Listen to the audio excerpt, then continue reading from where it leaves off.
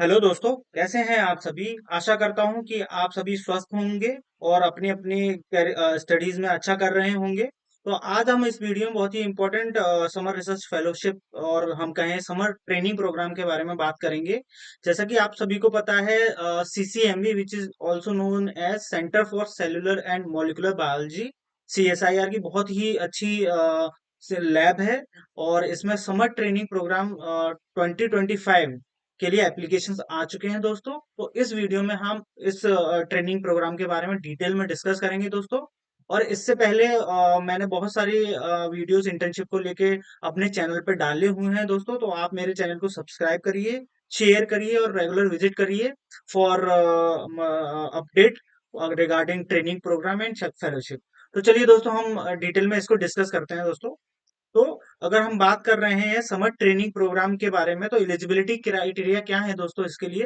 तो यहाँ पे यहाँ पे मेंशन किया गया, the programme is open to the following student from all branches of life science studying at any Indian university college research institute. Okay दोस्तों, और इसमें क्या क्या है, कौन कौन एलिजिबल है। अगर कोई स्टूडेंट है MSc, MTech, MPharm program, student admitted in 2024 who completed the first year of MSc, MTech, MPharm are eligible. Okay दोस्तों, जो बच्चे एमएससी अपने मास्टर्स का फर्स्ट ईयर कंप्लीट कर चुके हैं वो इसके लिए एलिजिबल हैं दोस्तों। इसके बाद दूसरा, जो बच्चे बीटेक परस्यू कर रहे हैं, बी फार्म प्रोग्राम परस्यू कर रहे हैं, तो उसमें क्या क्राइटेरिया है, who completed 3 year of BTech are eligible. मतलब अपने 4 ईयर का अगर आपका कोई बैचलर प्रोग्राम है उसके आप 3 साल, इनिशियल 3 ईयर्स अगर कंप्लीट कर चुके हैं, then you are eligible also. Okay दोस्तों, इसके अलावा क्या है, इंटीग्रेटेड बीटेक एमटेक डिग्री है अगर आपकी, या इंटीग्रेटेड बीएससी एमएससी डिग्री है, या वीवीएससी डिग्री है विच इज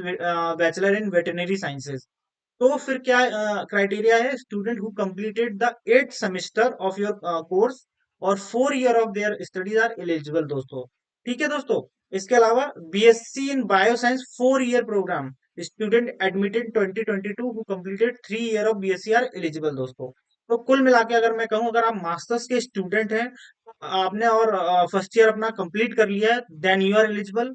अगर आप किसी भी 4 ईयर कोर्स में है लाइक बीटेक, बी फार्म, तो आपके 3 साल आपने कंप्लीट कर लिए हैं अपने कोर्स के, then you are also eligible. अगर आप 5 साल के किसी कोर्स में लाइक इंटीग्रेटेड बीटेक एमटेक और इंटीग्रेटेड बीएससी एमएससी और बीवीएससी, तो आपने 4 साल अपने कंप्लीट कर लिए हैं, तो आप एलिजिबल हैं इसको अप्लाई करने के लिए। ओके दोस्तों, चूंकि यहाँ पे देखो नोट लिखा है इन्होंने, 3 year BSc program and Pharm D students are not eligible. जो स्टूडेंट नॉर्मल 3 ईयर का जो हमारा ग्रेजुएशन प्रोग्राम्स होते हैं बीएससी, वो बच्चे इसको अप्लाई कर नहीं सकते हैं दोस्तों। ठीक है दोस्तों, ये तो हमारा एलिजिबिलिटी क्राइटेरिया हो गया। इसके बाद हम बात करते हैं ट्रेनिंग प्रोग्राम का क्या पैटर्न है, क्या फॉर्मेट है। तो यहाँ पे उन्होंने मेंशन किया गया, it is not a conventional classroom lecture based training program. Basically इसमें ये बोला गया है कि जब सीसीएमबी जो है सीएसआईआर की एक लैब है, रिसर्च लैब है।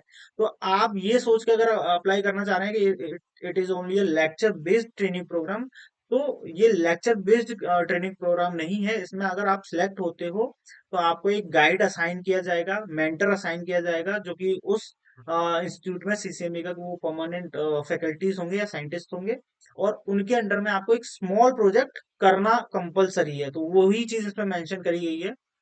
लिखा है, instead each selected candidate trainee will be assigned to a CCMB staff scientist who will supervise mentor them during their stay. Okay दोस्तों, each student is expected to execute a small project and work under the guidance of the scientist. A lecture series on popular science topics, scientific ethics, and good laboratory practices and opportunities in life sciences will be organized for the student. And the program student must submit a project report of the work done, and we required to make a poster presentation. The program mainly intends to give student real time exposure, hands on experience in the research.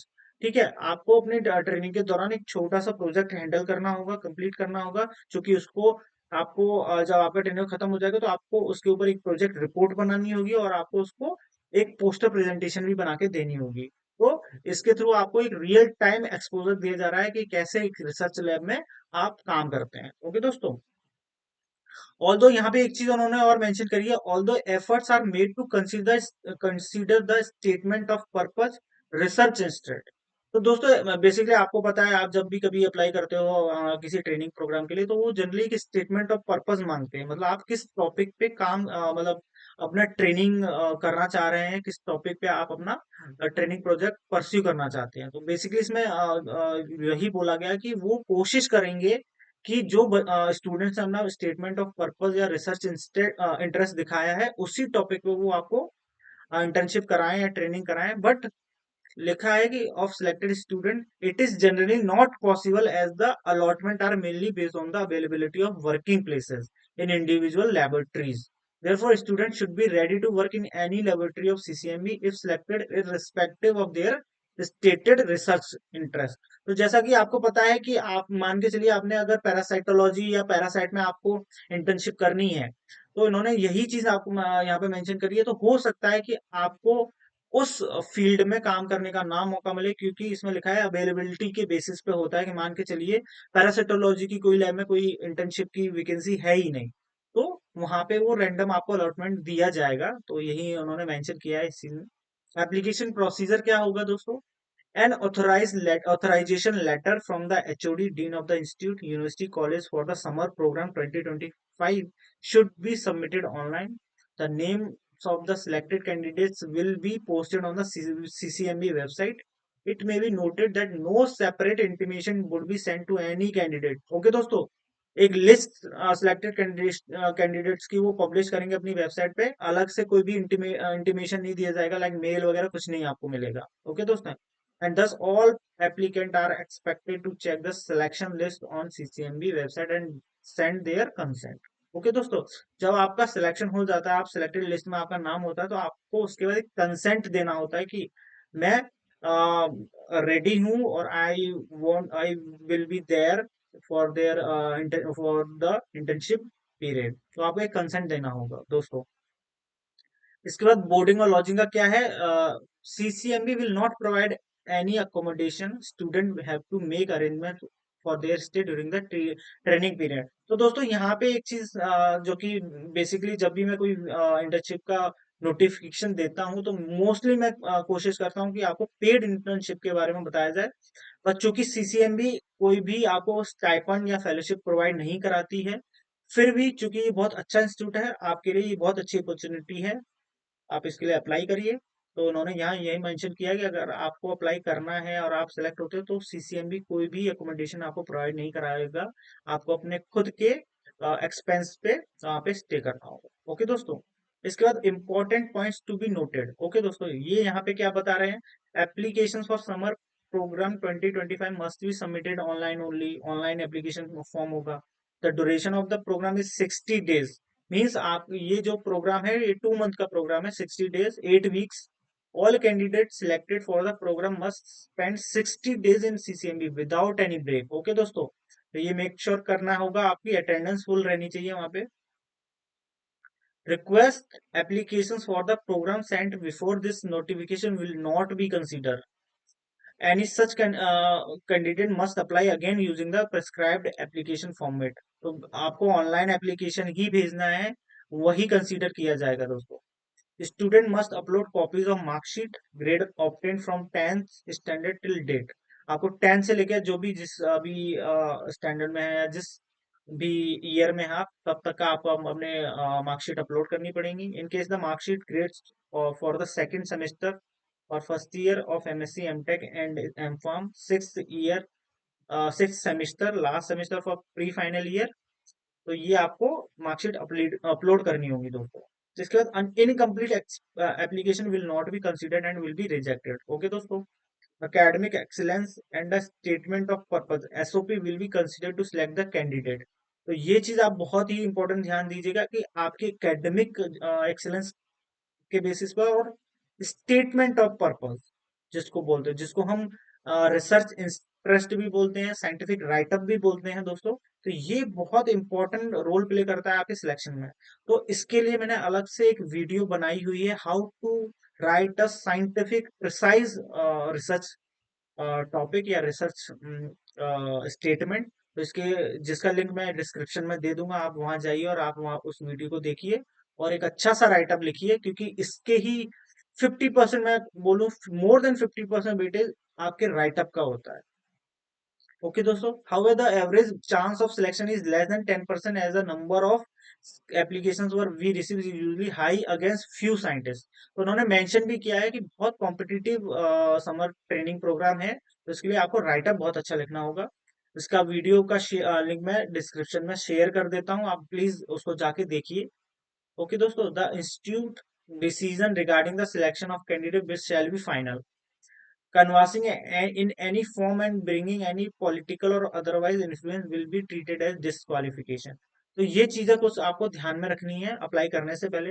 Important dates हम बात कर लेते हैं, तो application हमारा 3 फरवरी को start हो चुका है और लास्ट डेट है 17 मार्च। ओके दोस्तों, आपका सिलेक्टेड कैंडिडेट की लिस्ट या रिजल्ट कब आएगा? 1 अप्रैल को आपका रिजल्ट आ जाएगा और आपको एक्सेप्टेंस कब तक देनी है? 15 अप्रैल तक देनी है।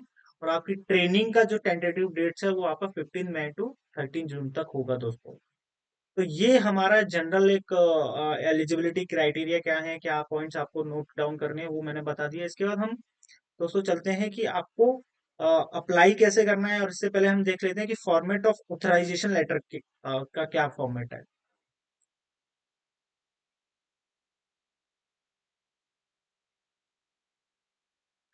दोस्तों ये हमारा ऑनलाइन एप्लीकेशन पोर्टल आ गया है। यहाँ पे जो भी इंपॉर्टेंट इंस्ट्रक्शन है जो कि मैंने आपसे पहले डिस्कस कर लिए हैं, वो यहाँ पे मेंशन किए गए हैं दोस्तों। इसके अलावा आप जब ऑनलाइन अप्लाई करेंगे तो आपको बड़े ही सावधानी से ये चीजें ध्यान में रखनी है, इनको आप अच्छे से थोरोली पढ़ लीजिएगा। इसके बाद जो सबमिट एप्लीकेशन पे आप जाएंगे, यहाँ से आपका एप्लीकेशन फॉर्म ओपन हो जाएगा। तो वही आपको देखो यहाँ पे कॉलम्स दिख रहे हैं, आपको जनरल डिटेल्स अपने बारे में लिखनी है, आपका नाम, father's name, mother's name, DOB, gender, अपनी जनरल इन्फॉर्मेशन। इसके बाद एकेडमिक रिकॉर्ड्स आपको यहाँ पे मेंशन करने हैं। ओके दोस्तों, इसके बाद एडिशनल क्वालिफिकेशन आपकी क्या है वो आप यहाँ पे बताएंगे। सिग्निफिकेंट अचीवमेंट क्या है, को एक्स्ट्रा करिकुलर एक्टिविटीज का भी आप यहाँ पे मेंशन कर सकते हैं। और इसके बाद आपको 500 वर्ड्स का स्टेटमेंट ऑफ पर्पस, एसओपी देना है। ये बहुत इंपॉर्टेंट है, इसको आप आराम से ध्यान से अब जिस फील्ड में आपको इंटरेस्ट है उस पर बनाइएगा दोस्तों। इसके बाद आर यू एनी रिलेटेड और टू एनीवन इन सीसीएमबी, तो वो आपको बताना होगा। तो ये आपका एप्लीकेशन फॉर्मेट है। तो दोस्तों ये बहुत ही अच्छी अपॉर्चुनिटी है, जो बच्चे एक रिसर्च इंस्टीट्यूट से बेसिकली सीएसआईआर की लैब से ट्रेनिंग करना चाहते हैं, इंटर्नशिप लेना चाहते हैं, तो ये बहुत अच्छा मौका है। बेसिकली समर इंटर्नशिप या ट्रेनिंग प्रोग्राम जो होते हैं बच्चों को बहुत अच्छा एक्सपोजर देके जाते हैं। तो मैं आपको यही सजेस्ट करूंगा कि आप तुरंत आज ही अप्लाई करिए और एसओपी बड़े ही ध्यान से बनाइए।